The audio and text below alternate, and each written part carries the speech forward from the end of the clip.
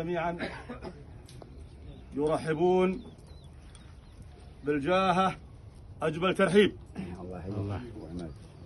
ونعرف أنكم قاطعين 3 محافظات، الزرقاء وعمان، وأنتم على حدود مادبة، وهذا صحيح أنه في ميزان حسناتكم، وإن شاء الله أنكم أجورين. هاي قليل بحقه يا شيخ أبو عماد. الله يعزك شيخ أبو. والله لو أجت المملكة كاملة قليل في حقه. الله يعزك شيخ أبو عبد الرحمن المحترم. جاهتك كملت جاهزين شيخ أبو سفاح. كاملة جاهتك؟ حياك الله. فنجان القهوة وحشبة كوبيكو. نعد احنا كل منكم ب1000. كرمك الله. والله احنا معنا ضيوف، معنا عطوف فتح بيك الخلايلة. شيوخنا شيوخ الزرقاء. اخونا فراس الحيط. وين فراس؟ وين؟ حشبة كوبيكو. يا هلا. بداية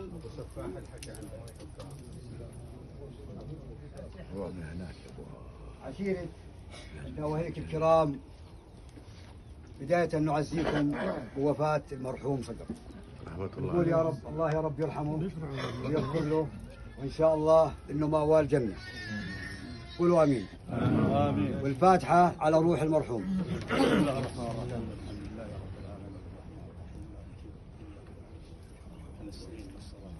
بسم الله الرحمن الرحيم، والحمد لله رب العالمين، والصلاة والسلام على أشرف المرسلين، سيدنا وحبيبنا وقائدنا وشفيعنا العربي القرشي الهاشمي، إمام القبلتين ونبي الحرمين وجد الحسن والحسين، سيدنا محمد صلى الله عليه وسلم، وعلى آله وأصحابه أجمعين، وسلم تسليما كثيرا إلى يوم الدين.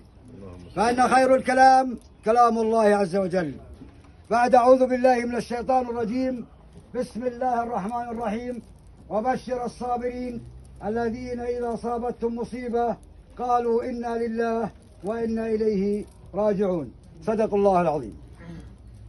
شيخ أبو عماد، مستقبلي الجاهة الكريمة، بداية اسمحوا لي بنشكر أخواني أعضاء الجاهة، الشيوخ ووجهاء محافظة الزرقاء، ونشكر عطوفة فتحي بيك الخلايلة وفي براس بيك ضيوف علينا. نعم. كما أشكر الصحفي الأستاذ خالد عليان، وأشكر عشيرة الكسواني وأبو أسامة وأبو زيد وعيال عمهم وإخوانهم وقرايبهم اللي شرفوني وكلفوني بأن أتحدث باسمهم.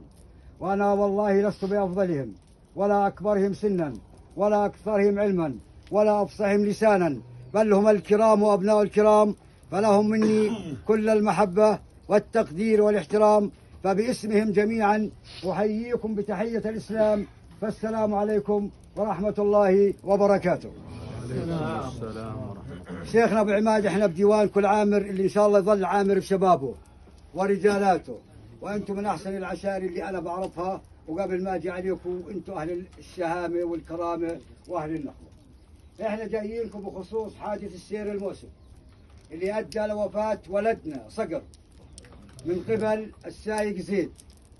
واحنا دائما بجميع المحافل والجهات بنقول حوادث السير هذول قدر الله ما شاء فعل.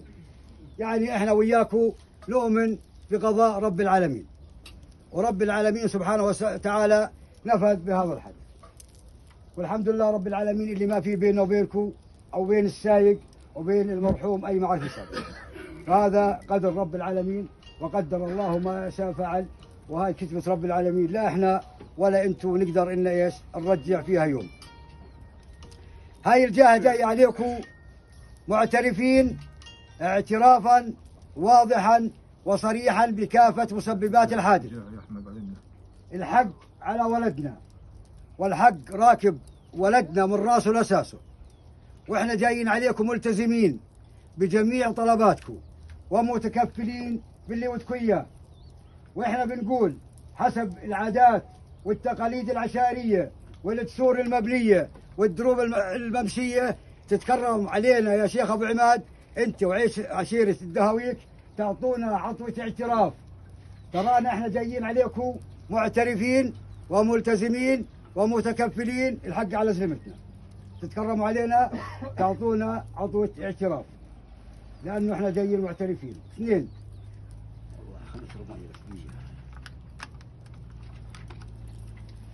بخصوص الفواتير اللي بالمستشفى التوتنجي، بكرة الساعة 10 إذا ما جاب براءة ذمة عن المرحوم صقر تعتبر هاي الجهة لاغية. اعتبروها انه هاي الجهة لاغية اذا بكرة ما جبنا احنا الفواتير وسكرنا الحساب. اثنين، معنا كفيل يلتزم كفيل الوفاء بمتابعة شركة التأمين وحصوله على شك شركة التأمين العائد للورثة. هذا برقابنا. احنا يا شيخ ابو عماد المطلوب منكم شهادة الوفاة وحاصل إرث. والرسول عليه الصلاة والسلام قال: إنني رأيت رجالا على منابر من نور يوم القيامة ليسوا بأنبياء ولا شهداء ولا صديقين. قيل: من يا رسول الله؟ قال: من تقضى على أيديهم حوادث الناس وإصلاح ذات البين. وإحنا بنعرف إنه هاي عشيرة الدهاويك طول عمركم وإنتم بتصلحوا بين الناس. والشيخ أبو عماد طول النهار والليل وهو يركض بعمان وجميع المحافظات بإصلاح ذات البين. إحنا جايين عليكم ملتزمين قدام الله وعبد الله. تتكرموا علينا إذا أعطيتونا صلح عشان إحنا نيسر الأمر في شركة التأمين وعند المحكمة. الله يا رب يخلف عليكم. تعطونا عطوة اعتراف. الله يا رب يكثر خيركم ويخلف عليكم وشكرا لكم. فهاي يا سيدي العزيز أبو عماد هاي عندك. وإحنا والله طول عمرنا وإحنا عارفين إنه طول النهار وإنتم بالميدان وبتدفعوا من جيابكم عشان ترضوا الناس وتدفعوا الحق وثلثين الباطل. وشكرا لك يا سيدي. حياك الله. جزاك الله خير. أول شيء نزلتم أهلا ووطئتم سهلا. حييكم بتحية الإسلام، تحية الأمن والسلام. السلام عليكم ورحمة الله وبركاته. اللهم لا علم لنا إلا ما علمتنا وعلمنا بما ينفعنا وانفعنا بما علمتنا وزدنا علما. بداية نتوجه بالشكر الجزيل إلى عيال عمي عشيرة الدواهيك الكرام وأخواني الشيوخ المستقبلين ومن حضر معهم على توكيلهم لي بالكلام نيابة عنهم. وأنا ليس أفصح لسانا ولا أطلق حصانا ولكنهم الرجال اللي تكرم بعضها. اللهم احفظ هذا البلد آمنا مطمئنا سخاء رخاء وسائر بلاد المسلمين. واحفظ يا الله قيادتنا الهاشمية ممثلة بجلال سيدنا عبد الله الثاني المعظم وولي عهده الأمين. قال الله في محكم كتابه: إنما المؤمنون إخوة فاصلحوا بين أخويكم واتقوا الله لعلكم ترحمون. بصيغة من سما سوا صيغة الأمر. من هم اللي أمرهم الله؟ اللي أمرهم الله سبحانه وتعالى هم أمثالكم سعاة الخير.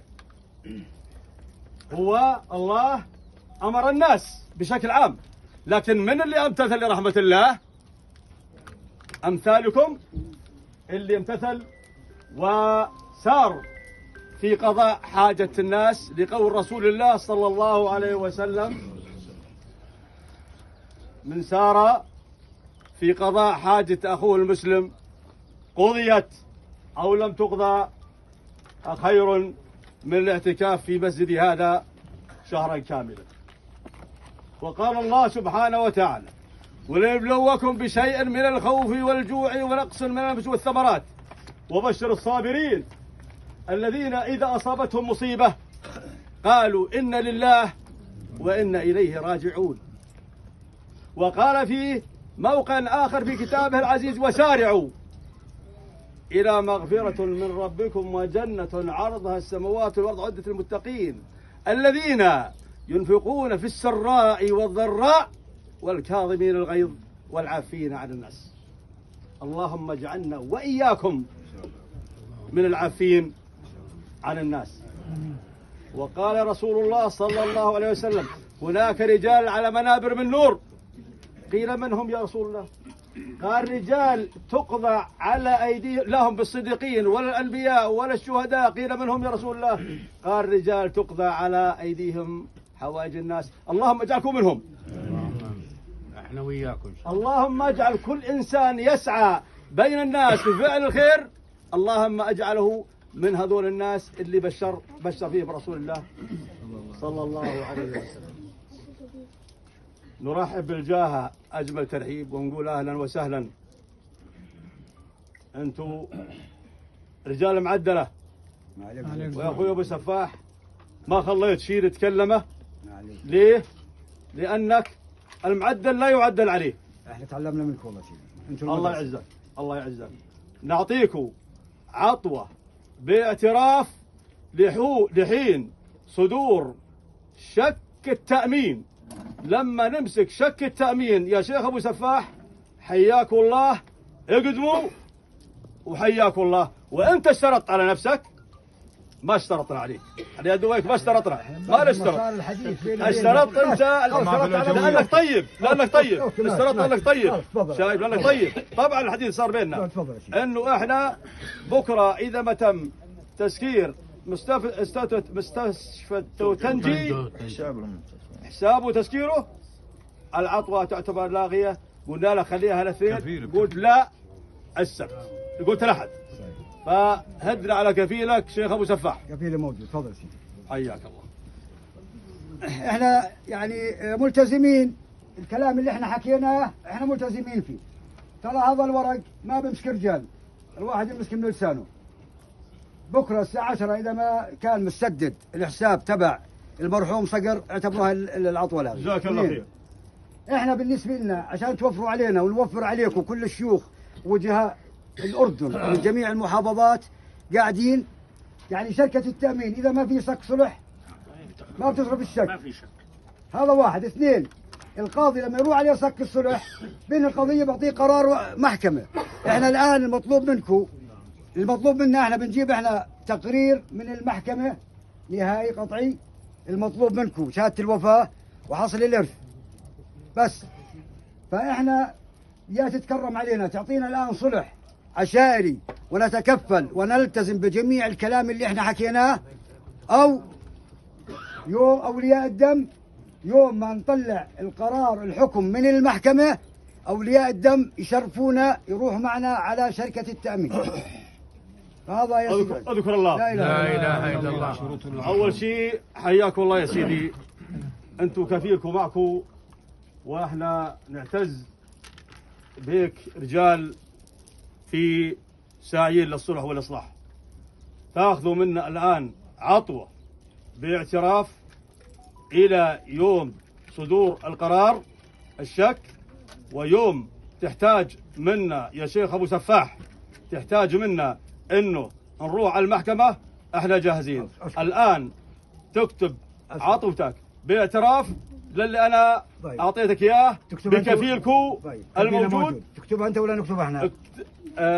إذا عند معكم كاتب معكم، ما معكم عندنا كاتب. لا عندنا. اكتب يا سيدي، اكتب بدك اياه. هاي موجود الشيخ خالد الزغول. تسمح لنا خلي الدكتور سليمان يحكي كلمة بس عبال ما نخلص. ما أبدا. تفضل. الشيخ سليمان. يا رب بسم الله. الحمد لله رب العالمين. الشيخ سليمان الجردات أحد أكبر الجريدة. الله يخليك. والله احنا أقل الناس ونسأل الله أن نكون مرضيين عنده. الحمد لله رب العالمين، وأصلي وأسلم على النبي العربي الأمي الهاشمي الأمين المبعوث رحمة للعالمين. أول شيء عشيرة الدواهيك الكرام، نعزيكم ونعزي أنفسنا بوفاة الأخ صقر، ولكن هذه إرادة الله عز وجل. الله عز وجل من ما خلق صقر مكتوب له في هذا اليوم، في هذه اللحظة، في هذه الحادثة إنه يموت. ونحن نؤمن بالقضاء والقدر خيره وشره. لأن الموت تحدى الله عز وجل فيه البشر والجن والإنس والملائكة، حتى خاطب الحبيب عليه الصلاة والسلام: إنك ميت وإنهم ميتون، كل نفس ذائقة الموت وكل من عليها فان. وجاءت الآية القاصمة: كل شيء هالك إلا وجهه. فهذا الموت لا مفر منه.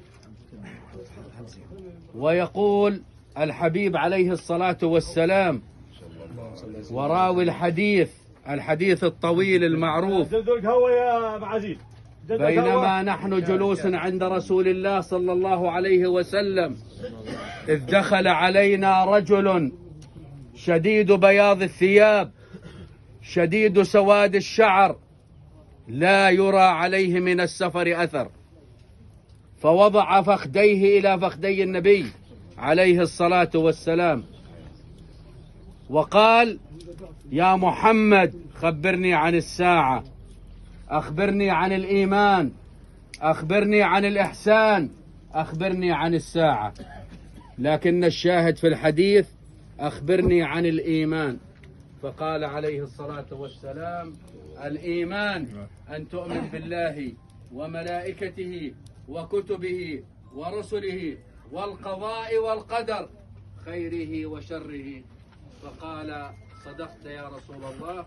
فيقول راوي الحديث: عجبنا، يسأل النبي صلى الله عليه وسلم ويصدقه، ولكن عندما انصرف في نهاية الحديث قال: هذا جبريل جاءكم يعلمكم دينكم. فكان الحديث عن الإيمان وآخر شطره الإيمان بالقضاء والقدر خيره وشره. ونحن الحمد لله نؤمن بالإيمان بالقضاء بالقدر خيره وشره، وما وجدناه من عشيرة الدواهيب وكافة الأخوة المستقبلين ومن أول يوم في الحادثة. وأخبرنا أيضا الشيخ أبو سفاح: نسأل الله أن يصبركم ويجملكم بالصبر، وأسأله تعالى من اجتمعنا بسببه صقر اللهم اغفر له وارحمه، آمين، وعافه واعف عنه، آمين، اللهم أكرم نزله، آمين، ووسع مدخله، آمين، واغسله بالماء والثلج والبرد، آمين، ونقه من الذنوب والخطايا كما ينقى الثوب الأبيض من الدنس، آمين، اللهم اجعل قبره روضة من رياض الجنة، آمين، ولا تجعل قبره حفرة من حفر النيران، آمين، اللهم باعد بينه وبين خطاياه آمين، كما باعدت بين آمين، المشرق والمغرب، وارحم الأموات جميعا، وارحم شهداء الأردن وفلسطين، آمين. واحفظ لنا هذا البلد، اللهم آمين. جزاك الله اللهم خير شيخ آمين. سليمان، وأعظم الله جزاك الله خير. احنا خلينا نقرا عضوة الاعتراف.